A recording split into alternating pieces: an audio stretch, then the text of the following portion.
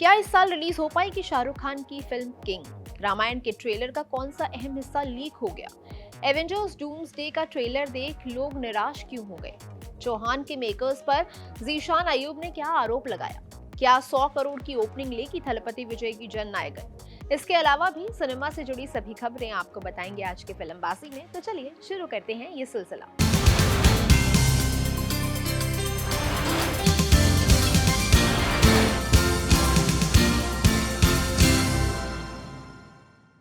शाहरुख खान की किंग अपनी शूटिंग के आखिरी फेज में पहुंच गई है। मिड डे की रिपोर्ट के मुताबिक सिद्धार्थ आनंद फिल्म के फाइनल शेड्यूल के लिए दोबारा विदेश जाने वाले हैं।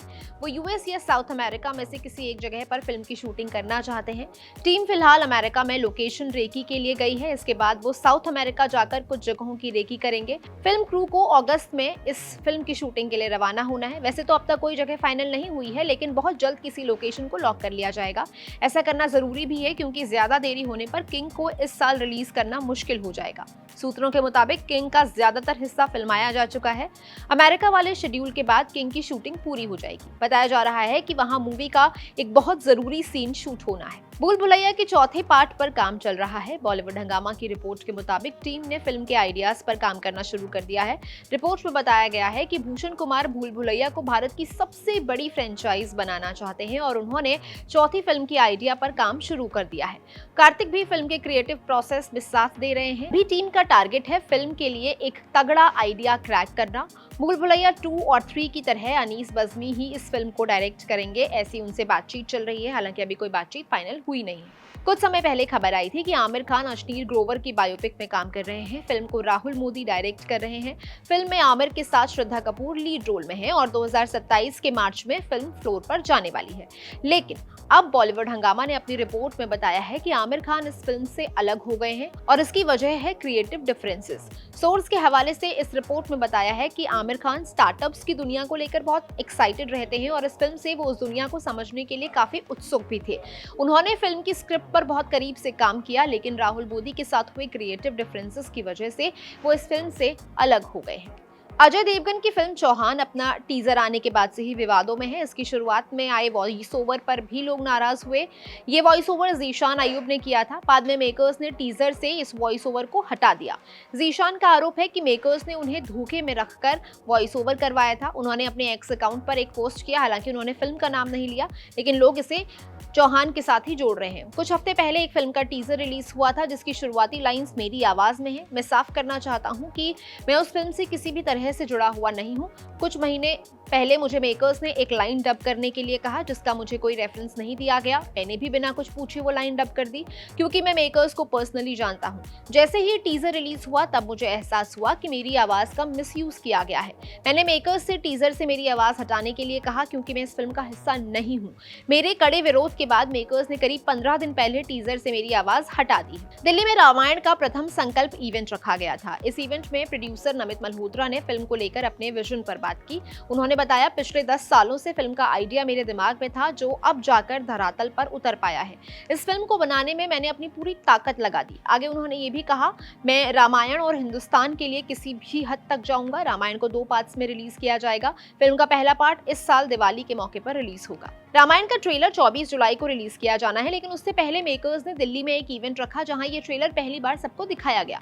इस इवेंट में फिल्म की कास्ट और मेकर्स भी मौजूद थे। सभी लोगों से इवेंट में रिकॉर्डिंग करने के लिए मना किया गया था, लेकिन किसी ने ट्रेलर का एक हिस्सा रिकॉर्ड करके सोशल मीडिया पर लीक कर दिया। मेकर्स ने इसे इंटरनेट से हटवाना शुरू कर दिया है। रिपोर्ट्स में बताया गया है कि ये जटायु और रावण के बीच हुए युद्ध का सीक्वेंस है। ये फिल्म के बड़े और भव्य एक्शन सीक्वेंसेस में से एक है। थलपति विजय की जन नायकन फाइनली 23 जुलाई को रिलीज हो रही है। फिल्म की एडवांस बुकिंग शुरू हो गई है। ट्रेड एक्सपर्ट्स का मानना है कि फिल्म पहले दिन 100 करोड़ रुपए से ज्यादा की ओपनिंग ले सकती है। फिल्म को पूरे भारत में करीब 8000 शोज मिले हैं। इसमें से 3500 से ज्यादा शोज सिर्फ तमिलनाडु में है। सेक्मिल्क की रिपोर्ट के मुताबिक 22 जुलाई की सुबह तक फिल्म ने पहले दिन की एडवांस बुकिंग से 15 करोड़ रुपए कमा लिए थे। अगर ब्लॉक सीट्स को भी इसमें जोड़ दिया जाए तो ये आंकड़ा 20 करोड़ से ऊपर पहुंच जाता है। पहले दिन के लिए अब तक 6.5 लाख के आसपास टिकट्स बिक चुके हैं। दुनिया भर में पहले वीकेंड की एडवांस बुकिंग 30 करोड़ रुपए से ज्यादा हो चुकी है। लेकिन ध्यान देने वाली बात यह है कि इसमें ज्यादातर कमाई तमिल वर्जन से आई है। तमिलनाडु के बाहर, खासकर उत्तर भारत में फिल्म को लेकर फिलहाल कोई ज्यादा क्रेज दिख नहीं रहा है। कई शहरों में एडवांस बुकिंग लगभग ना के बराबर है। टीवी के सबसे पॉपुलर शो कौन बनेगा करोड़पति की रिलीज डेट आ गई है। केबीसी का 18वां सीजन 10 अगस्त को रात 9 बजे सोनी टीवी और सोनी लिव पर प्रसारित होगा। लेकिन इस सीजन में कुछ अलग होने वाला है।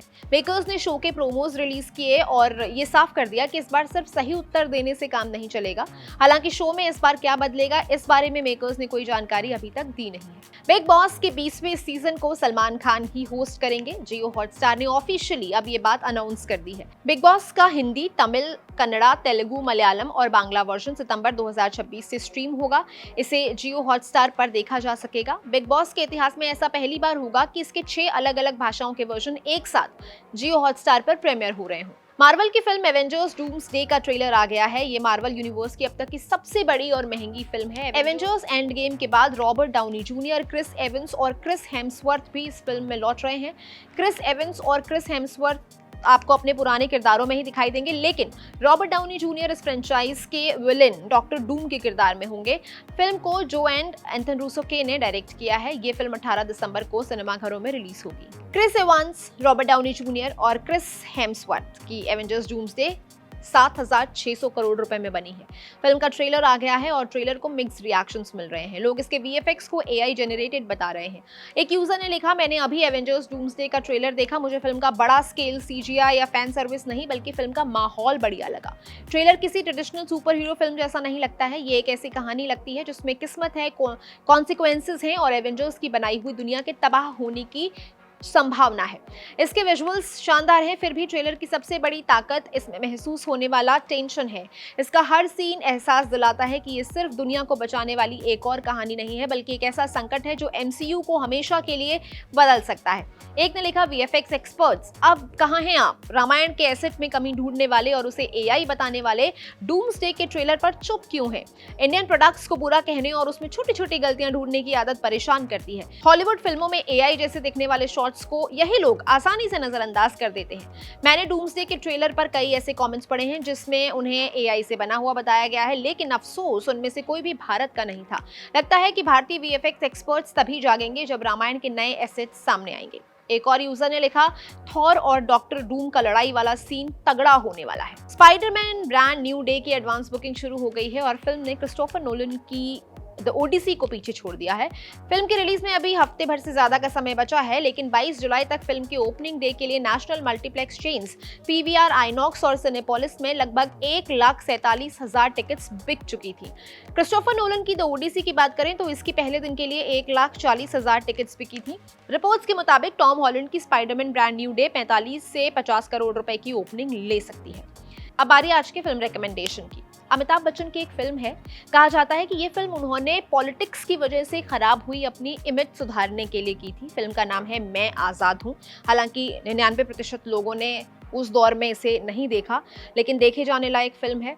आज के समय में भी आपको रेलेवेंट लगेगी, जरूर देखिएगा। आज के फिल्मबाजी में इतना ही, दीजिए इजाजत। मुलाकात होगी कल। मैं हूँ गरिमा, कैमरा के पीछे है मेरे साथी नकुल। आप देख रहे हैं कड़क। शुक्रिया।